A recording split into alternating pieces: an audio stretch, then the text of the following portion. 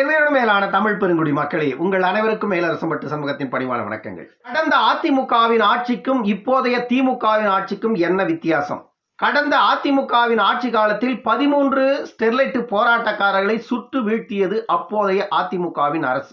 அந்த நேரத்தில் அப்போதைய முதலமைச்சர் எடப்பாடி பழனிசாமி அவர்களை செய்தியாளர்கள் கேட்ட கேள்விக்கு பதில் அளிக்கையில, நானே டிவியில பார்த்துதான் தெரிஞ்சுக்கிட்டேன் அப்படின்னு எடப்பாடி பழனிசாமி அவர்கள் ஒரு அதிர்ச்சியான தகவலை செய்தியாளர்கள் மத்தியில வெளியிட்டார். இதை அப்போதைய எதிர்க்கட்சி தலைவராக இருந்த திமுக தலைவர் மு.க. ஸ்டாலின் அவர்கள் பிடித்துக் கொண்டு அதை அரசியல் செய்ய ஆரம்பித்தார்.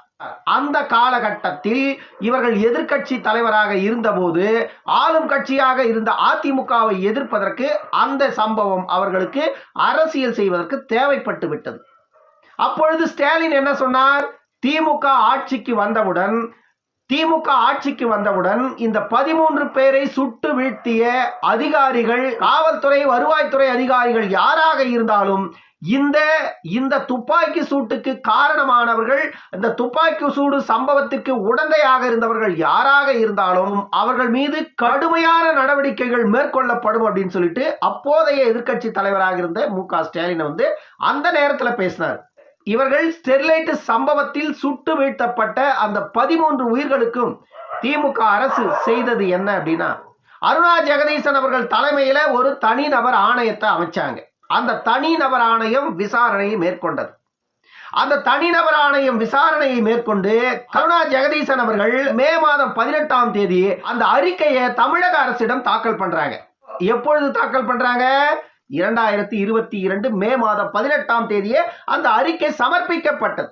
அருணா ஜெகதீசன் அவர்கள் தலைமையில் அமைக்கப்பட்ட அந்த ஆணையத்தின் பணி என்ன?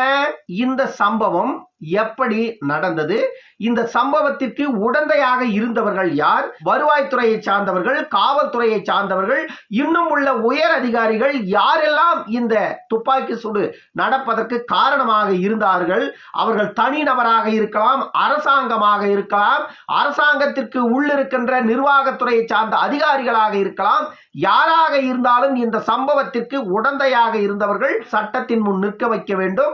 அதற்காக அந்த தனிநபர் ஆணையத்தை அமைத்து அந்த ஆணையம் ஆராய்ந்து இந்த சம்பவம் நடப்பதற்கு யாரெல்லாம் காரணமாக இருந்தார்களோ அவர்கள் மீது நடவடிக்கை எடுக்க வேண்டும் என்று அந்த ஆணையம் ஆராய்ந்து ஒரு அறிக்கையை தமிழக அரசுக்கு தாக்கல் செய்கிறது.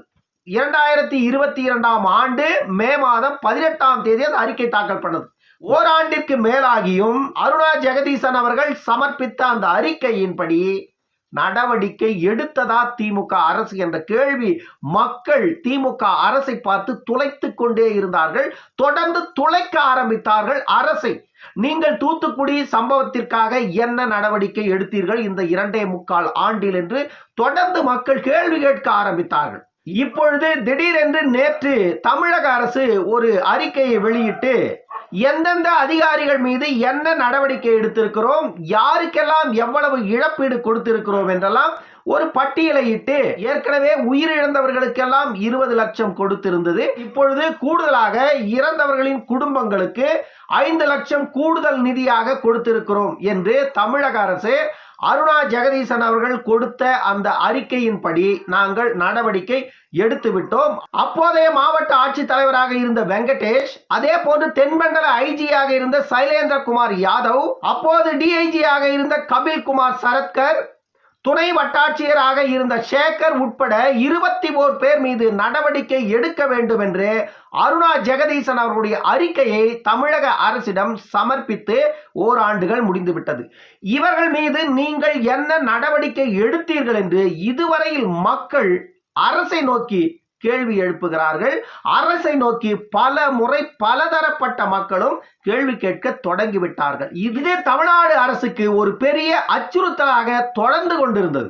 அதே நேரத்தில் தான் சென்னையில் நடந்த புயல் மழை பெருவெள்ளம், அதே போன்று நெல்லை தூத்துக்குடி மாவட்டத்தில் நடந்த புயல் மழை பெருவெள்ளத்திற்கு பிறகு தமிழகம் முழுவதும் திமுகவிற்கு கடும் எதிர்ப்புகள் கிளம்ப ஆரம்பித்து விட்டது. இந்த நேரத்தில் மக்களை சமாதானப்படுத்துவதற்காக அருணா ஜெகதீசன் அவர்கள் தமிழக அரசிடம் சமர்ப்பித்த அந்த ஸ்டெர்லைட்டுக்கு எதிரான படுகொலை செய்த அந்த ஆணையத்தின் அறிக்கையை அருணா ஜெகதீசன் அவர்கள் சமர்ப்பித்து ஓராண்டு ஆன பின்பு இந்த நேரத்தில் அந்த அறிக்கையை வெளியிட்டு சில விளக்கங்களை தமிழக அரசு அளித்திருக்கிறது.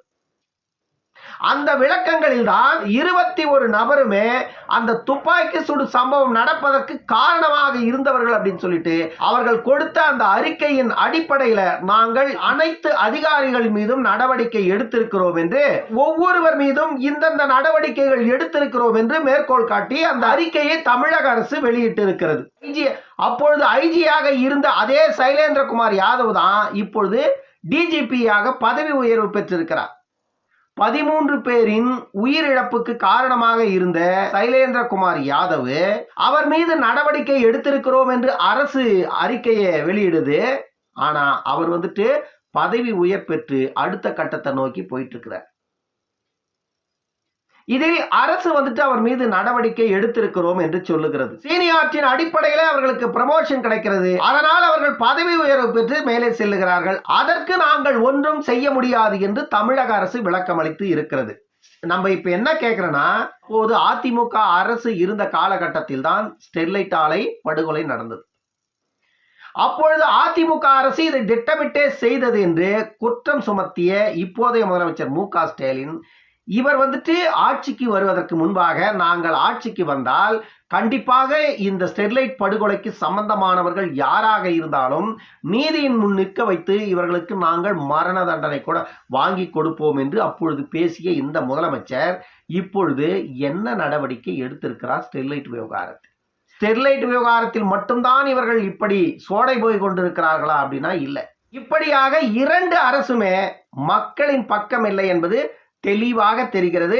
ஆட்சி அதிகாரம் கைக்கு வந்தவுடன் பேச்சு ஒன்று, ஆட்சி அதிகாரம் கைப்பற்றுவதற்கு முன்பான பேச்சு ஒன்று. இதுதான் தமிழக அரசியல் களத்தில் இந்த 2 கட்சிகளும் மக்கள் முன் நடத்துகின்ற இந்த நாடகம். அந்த நாடகங்கள் அந்த 5 ஆண்டுகள் முடிவதற்கு உள்ளாகவே காலாவதி ஆகிவிடும். அப்படிதான் இந்த ஸ்டெர்லைட் போராட்டக்காரர்களின் படுகொலையும் திமுக ஆட்சியில் காணாமல் போயிருக்கிறது. எந்த அரசை நம்பி இந்த அரசு நமக்கு நீதியை பெற்று கொடுத்து விடும் என்று ஒரு சாமானிய மக்கள் அரசை நம்பி நிற்க முடியுமா? அந்த நிலையில்தான் தமிழகத்தின் அரசு இருக்கிறதா? இந்த அரசு மட்டுமில்லை, நேற்றைய அரசும் தான் சொல்லுகிறேன். 2மே இப்படித்தான் இருக்கும். காரணம் என்னன்னா, இவர்கள் மக்களுக்கானவர்கள் அல்ல, இவர்கள் தங்களுடைய வாழ்விற்கானவர்கள் என்பதை மட்டும் புரிந்து கொள்ளுங்கள். ஸ்டெர்லைட் விவகாரத்தில் அடுத்து என்ன நடக்க போகிறது? ஒருவேளை அருணா ஜெகதீசன் அவர்களுடைய அறிக்கையை வெளியிட்டு விட்ட பிறகு நான் ஆராய்ந்து கொடுத்த அந்த அறிக்கைகளின் மீது அரசு நடவடிக்கை எடுக்கவில்லை என்று நீதிமன்றத்தை அருணா ஜெகதீசன் அவர்களே நாடுவதற்கான வாய்ப்பும் இருப்பதாக சொல்லப்படுகிறது. இதையெல்லாம் வைத்து பார்க்கும் பொழுது மக்களுக்கு நான் இறுதியாக சொல்லிக் கொள்ளுவது என்ன அப்படின்னா, இது போன்று தமிழகத்தில் இது ஒரு சம்பவம் தானா என்றால் இல்லை. இது போன்று எத்தனையோ சம்பவங்கள் தமிழ்நாட்டில் அரங்கேறி இருக்கிறது 2 ஆட்சி காலத்திலும்.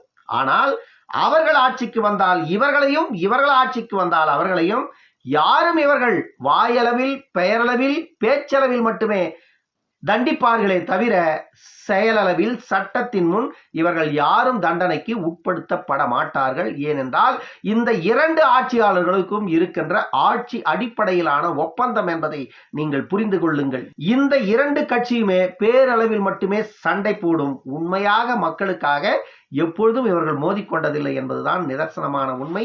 இன்னொரு காணொலியில் சந்திக்கும் வரை உங்களிடமிருந்து விடைபெற்றுக் கொள்வது மேலரசம்பட்டு சண்முகம். நன்றி, வணக்கம் அன்பு உறவுகளே.